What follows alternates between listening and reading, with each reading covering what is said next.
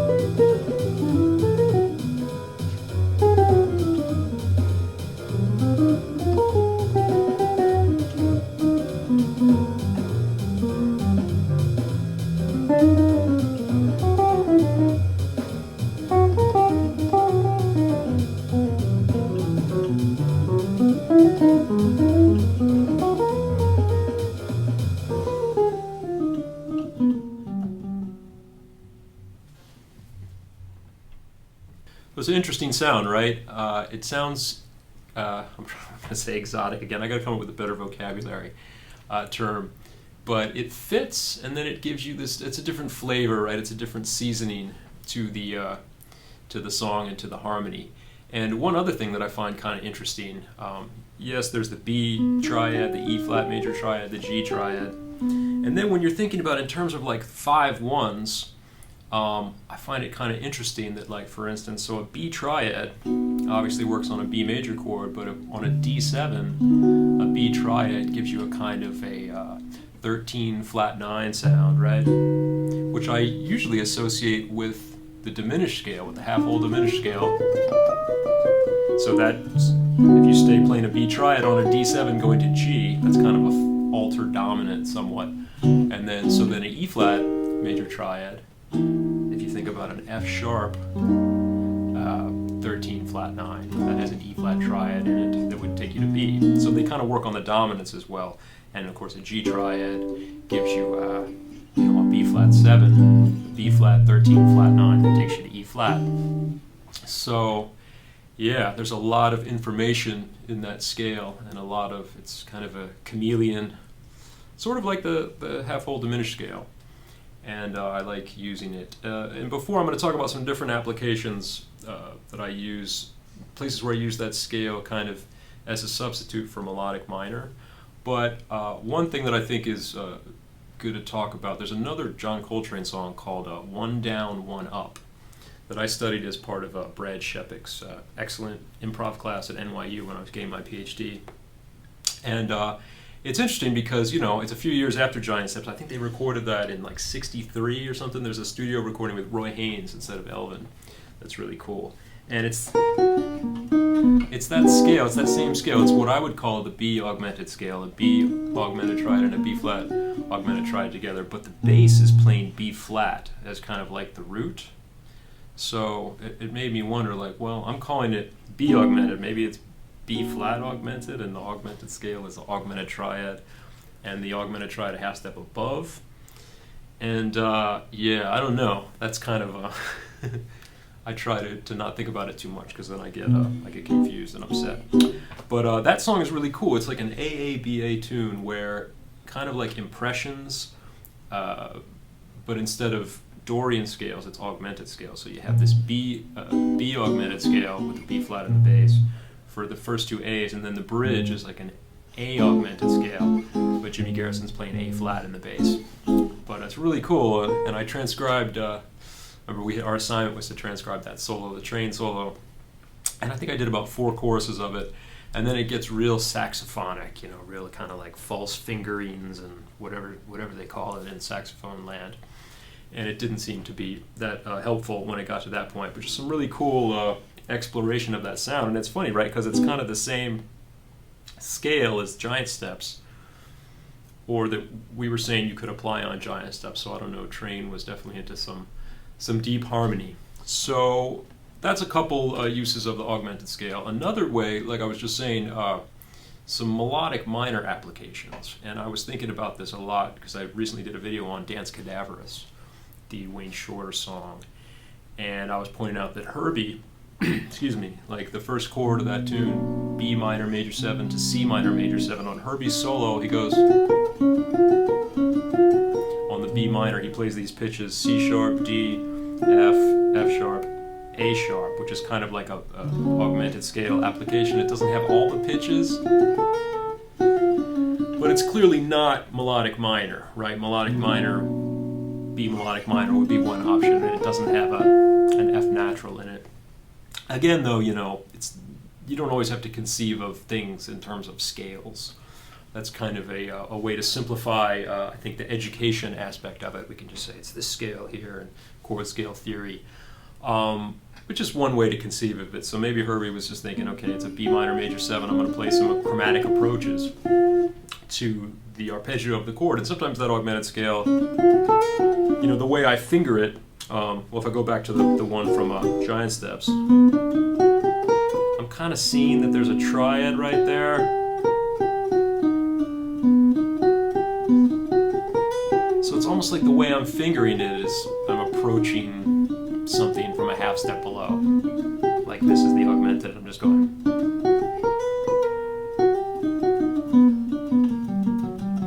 So it has that sort of chromatic approach feel to it, even though we're conceptualizing it as a scale. So anyway, so Herbie plays on the minor major 7 chord, he plays what I would call the D augmented scale. Folks always do that. You could do that too. That's a different note, but so you can think in terms of say coming up with a formula to figure out how to get to that sound on a certain chord. So on a minor major 7 chord, you can say, okay, on the 3rd of the chord, I'm going to play an augmented sound.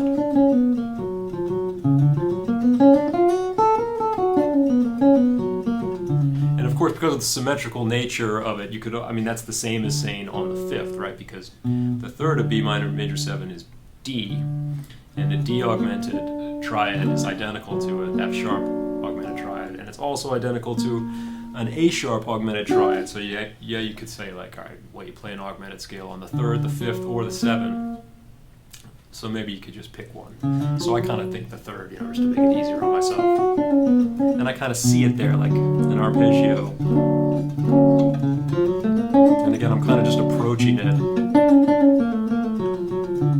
by half steps like that. And then he goes up a half step. The next chord in the song is a C minor major 7, so he goes up a half step and does the same thing. I think on the 3rd A or the 2nd A of the song. I don't remember. You can listen to the solo. It's only one chorus, but it's in there. And so some other applications, maybe from that song too. There's one point where there's a B flat dominant 7, you know, sharp 5, sharp 9, and you could play augmented scale on the root of that, right? B flat itself, because you know B flat augmented works great. I've talked in a bunch of videos how much I like the sound of an augmented triad on an alter dominant chord. So you're just approaching it by half step. So that's an application on an alter dominant. You can see how you could even get a 2-5-1 out of it, you know, something like that if you made the B flat go to E flat, major or minor.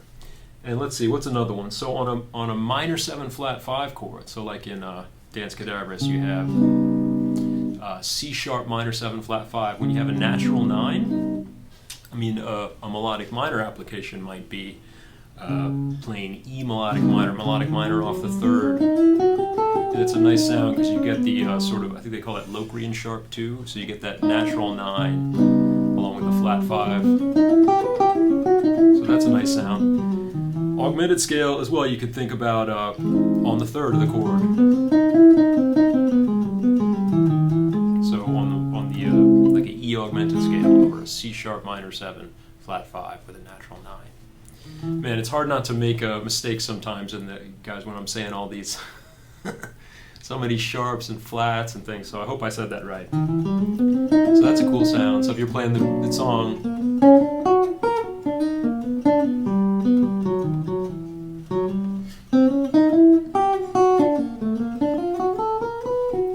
Trying to apply that idea over the first 4 chords of that song. You know, B minor major 7, playing D augmented scale, C minor major 7, playing the E flat augmented scale, and on C minor 7 flat 5, playing the E augmented scale, and then on the F sharp dominant, playing the F sharp augmented, which is actually the same, right, as the B minor one. And harmonically. What's another one? Let's see. If you have a dominant 7 sharp 11 sound, like say you had C9 sharp 11, you know, the melodic minor application would be the Lydian dominant scale, right? So C9 sharp 11, you could play G melodic minor, right?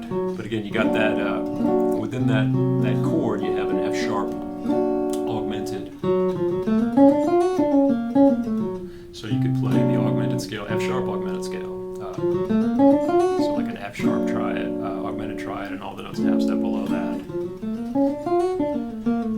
So you could think, okay, on the flat flat 5, I'll play it. And I kind of just visually, I can see where that is in the chord, you know, because sometimes I'll play the, I'm always trying to play augmented triads on chords because I just like the sound of it. And I like how it lays on the guitar, you know, how you can go like, oops, not like that, you know, in that instance, you know.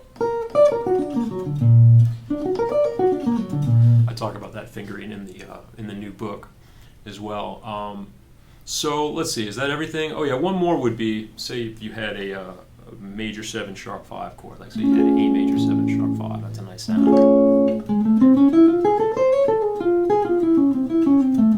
Just playing it off the root, you know, it's an A major 7 sharp 5, I'm playing an A augmented scale.